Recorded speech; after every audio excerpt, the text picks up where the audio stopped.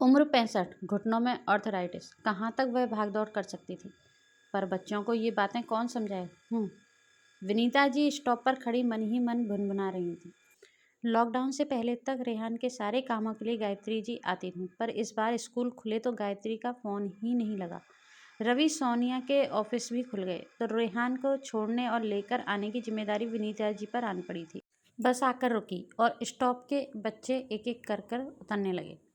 दादी, रेहान बस से ही आवाज़ लगाने लगा। विनीता जी ने चहककर हाथ हिलाया और रेहान को लेकर घर की ओर चल पड़ी। दादी, मैंगोज। रेहान ने आम का ठेला देखकर किलकारी मारी तो वो भी मना नहीं कर सकी और आम छांटने लगी। तभी एक नैनो कार पास में आकर रुकी। एक हम उम्र औरत ड्राइविंग सीट से उतरी तो विनीता जी भी चौंक कर उसे देखने लगी। नीलम। वो खुशी और आश्चर्य से उस औरत से लिपट गई। उनकी बचपन की सहेली यूं बरसों बाद उन्हें मिल जाएगी, कल्पना भी नहीं की थी। नीलम जी भी उन्हें देखकर बहुत खुश थी। विनीता ने नीलम को घर चलने का न्योता दिया तो वो शहर से राजी हो गई। दोनों सखियों ने साथ में आम खरीदे और नीलम की गाड़ी में बैठकर विनीता उन्हें रास्ता बताने लगी। रेहान भी बहुत चहक रहा था। घर पहुंचकर रेहान कपड़े बदल कर आया, तब तक वो दोनों भी सैनिटाइज होकर बैठ गई थी। टेबल पर रेहान की प्लेट लगी रखी थी। वो चेंज करके आया और हल्की आवाज़ में टीवी चलाकर खाना खाने लगा। नीलम को थोड़ा अजीब लगा। विनीता, उसकी दाल सब्जी तो गर्म कर दे, कैसे खाएगा वो ठंडा खाना। नीलम की बात सुनते ही विनीता का वही राग शुरू हो गया। 65 की उम्र, घुटनों में आर्थराइटिस, मैं कहाँ तक इतनी भागदौड़ कर सकती हूँ। नीलम ने विनीता का हाथ कसकर पकड़ लिया। बस कर, पिछले आधे घंटे में तू तीसरी बार यही लाइन बोल रही है। बुरा मत मानना विनीता, पर तूने उम्र और बीमारी को ओढ़ लिया है। अब खाना गर्म करने में कितना जोर लगेगा, तू खुद के लिए भी तो गर्म करती होगी। विनीता सकपका गई।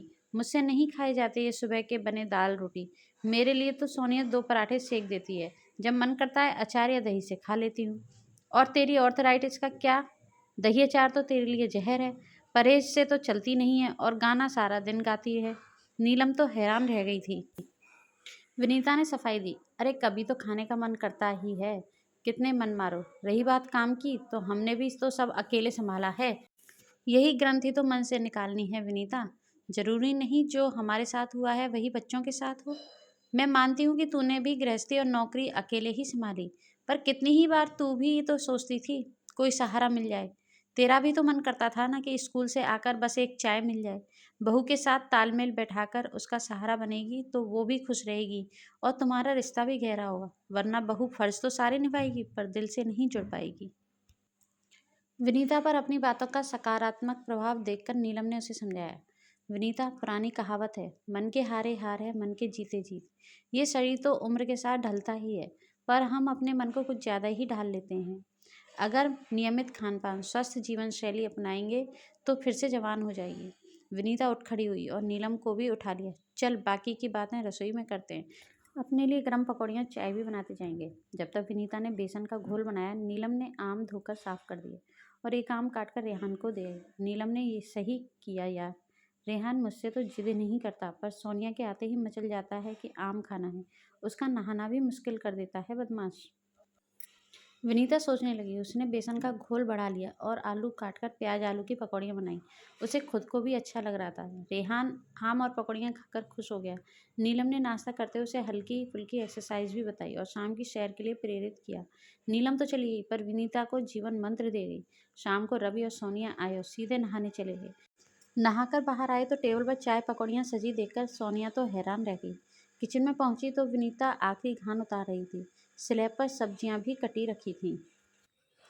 सोनिया ने घबराते हुए कहा, मम्मी, आपको क्या ज़रूरत थी इतना काम करने की? मैं सब संभाल लेती ना। आपके घुटनों में कुछ नहीं हुआ है, मेरे घुटनों में अभी तो मेरी उम्र ही क्या है। ठहाका लगाकर हंसती विनीता को देख रवि और सोनिया भी भावुक हो गए। विनीता जी ने सोनिया को कुर्सी पर बैठाया और नाश्ते की प्लेटें लगाने लगी। मैंने सोचा आज बच्चों को सरप्राइज़ दे दूं। चारों लोग साथ में बातें करते हुए चाय नाश्ते का लुत्फ उठा रहे थे। विनीता जी ने सोनिया की बातों बातों में कह भी दिया कि कल से रोटी पराठे मत सेकना, मैं रेहान के आने पर गरम बना लूँगी और मुझे माइक्रोवेव चलाना सिखा दो, जिससे मैं दाल सब्जी गरम कर सकूं। सोनिया तो अपनी सास के बदले व्यवहार के आगे नतमस्तक हो गई। नीलम ने जिस तरह विनीता को उम्र और बीमारी की चादर से निकलकर खुश रहना सिखाया, वैसे ही हर किसी को खुश और एक्टिव रहना चाहिए।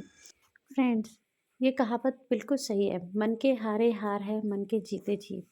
अगर आपकी विल पावर मजबूत है तो आप बड़ी से बड़ी परेशानियों से आराम से जूझ सकते हैं, और अगर आपकी विल पावर मजबूत नहीं है तो आपको छोटी से छोटी बीमारी भी बहुत बड़ी परेशानी लग सकती है। आप हमारी बात से कहाँ तक सहमत हैं? अगर आपको कहानी पसंद आई हो तो उसे लाइक शेयर ज़रूर करें। चैनल सब्सक्राइब कर लें, बेल आइकन प्रेस कर लें, जिससे कि आपको आने वाली न्यू स्टोरी का नोटिफिकेशन मिल सके। Thank you.